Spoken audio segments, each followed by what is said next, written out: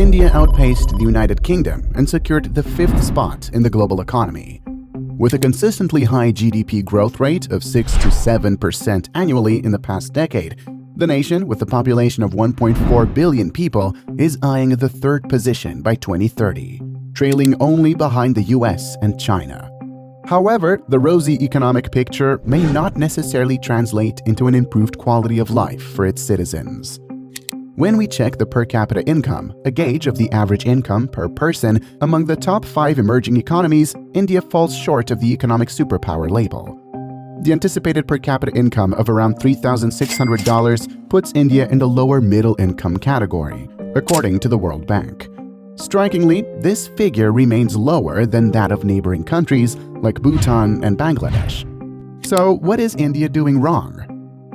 In this video, we'll be taking a look at a few global economic shifts and internal challenges that have brought the nation to a critical crossroads and, well, economic disaster.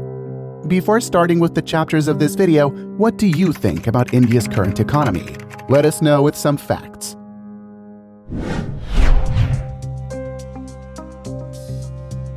Between 1800 and 1870, India was the world's 2nd largest economy, making up about 22.6% of the global GDP. This economic prowess was thanks to a massive population working in agriculture and manufacturing, and shipping out goodies like cotton textiles, spices, and diamonds. However, India's slice of the global economy shrank big time during the 19th and 20th centuries. Even though the GDP was growing, it was crawling compared to the speedy strides of industrialized countries. In the 1980s, India and China were nearly on par in terms of significant economic development, with GDP, even in PPP terms, reflecting proximity. Cut to now, 43 years later, and China's playing in a different league altogether. While India's political leadership claims superpower status, it's evident that China has outstripped India in achievements related to poverty alleviation, iconic infrastructure projects, and groundbreaking innovations in science and technology over the past 70 years. Let's quickly look at some of the factors contributing to India's relative lag. India is home to about 1 in 5 of the world's population below 25, and 65% of Indians being under 35. Now, having the most millennials sounds fun, right? It does bring in some serious perks. For instance, they're the workforce and future big spenders. Plus, all that youthful energy can spark innovation and creativity, making the country grow and shine. However, there is a pressing need for increased investment in skills and education to fully leverage this demographic dividend. There's also a considerable number of adults who can't read, and that's a bit of a problem. So, to make sure these young people can contribute fully, India must create enough jobs for them and teach them the skills needed for today's fast-changing world. If these youth are not integrated well into society and helped to grow personally and professionally, it might lead to some social and political issues. Even though India is rocking the charts as the world's 5th largest economy with some crazy growth, it's not all sunshine. There's a shadow of inequality creeping in, and it's gotten worse lately, especially during the pandemic. According to this recent UNDP report on human development in Asia-Pacific, India gained 40 new billionaires, going from 102 to 143.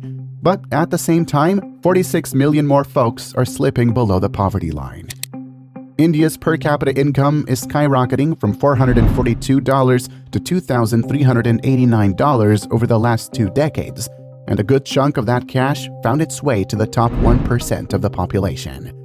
Basically, the rich got richer and the poor got a bit of a raw deal. If we zoom in on the states, it gets even more interesting. Some states are living the good life, leaving others in the dust. States with 42% of the population are hogging 62% of the folks struggling below the poverty line. So, even though the whole country's economy is on the upswing, the gap between the rich and the poor inside India is doing some serious stretching, both in terms of money and fancy stuff. The top 10% of big earners, they're grabbing 57% of the total income, and the super rich 1% own 22%, making it one of the most uneven income distributions. Wealth is no different, as the richest 10% own 65% of the country's total wealth.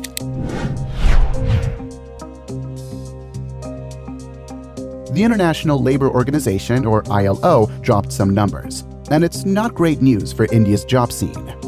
The unemployment rate went from 4.9% in 2018 to a not-so-nice 7.5% in 2020, thanks to our unwelcome guest, COVID-19. And guess who's feeling the job squeeze the most? Yep, you got it, the young graduates. This situation stirs up social unrest, slaps poverty in the face, and stretches the rich-poor gap even wider.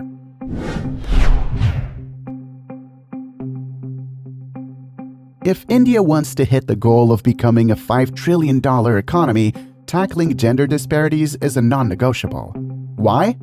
Because empowering half of the potential workforce can seriously boost the country's economic growth and development.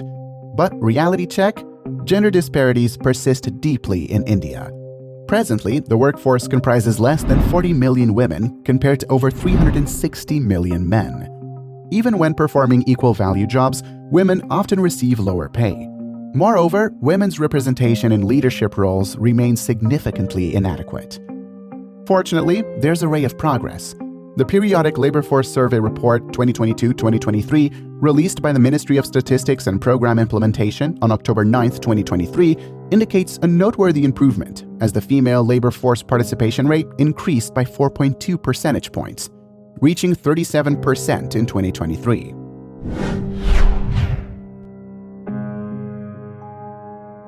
India's exports, especially in labor-intensive sectors like textiles, garments, gems and jewelry, and leather, have hit the brakes. A report from the Global Trade Research Initiative, or GTRI, in August 2023 pointed out that despite previous free trade agreements, FTAs, efficient suppliers from China, Vietnam, and Bangladesh snagged a bigger piece of the global trade pie. The overall goods exports have been taking a hit for most of the ongoing financial year, thanks to a slowdown in demand from the West, a major consumer of Indian textile, gems, and jewelry exports. Adding to the mix, the property crisis in China has thrown a wrench into the works, further slowing down Indian exports. The GTRI report highlighted that one of the main reasons for this export slump is non-tariff barriers, or NTBs, set up by consumer nations.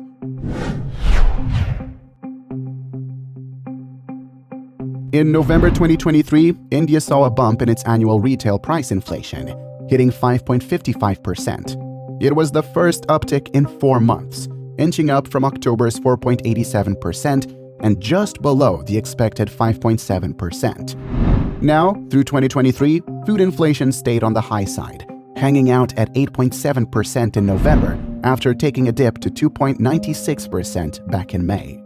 The Agricultural Ministry's initial estimates projected a potential slight drop in the 2023 Kharif food grain output to 148.56 million tons, compared to 155.7 million tons in the previous year. This dip is attributed to below-average rainfall and strengthening El Niño conditions during the fourth-month monsoon season from June to September. Despite these initial estimates, ministry officials express optimism about a positive revision in Kharif food grain production by the time the fourth and final estimates are prepared. However, the vulnerability of India's food grain output to shocks remains a critical concern. Supply disruptions in food grain and vegetables have the potential to drive inflation, given that food inflation constitutes nearly half of the overall consumer price basket. In its December bulletin, the Reserve Bank of India, or RBI, pointed out that real-time inflation is messing with discretionary consumer spending, and this hampers the growth of manufacturing companies, including their capital expenditure.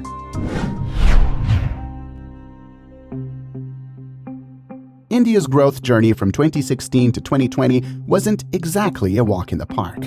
Things hit a rough patch during the 2020 lockdown, but started to look up once the COVID restrictions eased.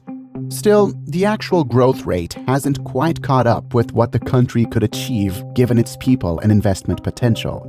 The debt levels have been creeping up since 2015, and from 2018, they skyrocketed to 82.4% to be precise.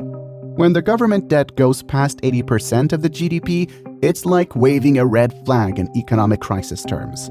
There's also this thing called hidden debt, which is not officially accounted for in the data.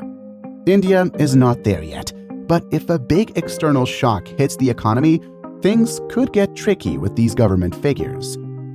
Having a ton of debt, a lower employment rate, and higher food prices is the worst combo for any up-and-coming economy. Especially for India, which is all hyped about being a world superpower and its demographic dividend from having a bunch of working-age folks. India's growth story in the past decade and a half is labeled as jobless growth. Translation: lots of informal and casual jobs, but not enough of the good ones for the citizens.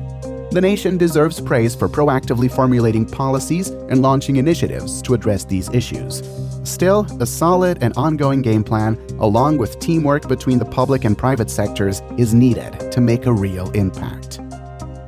If you enjoyed this video, don't forget to like, subscribe, and share for more thought-provoking content.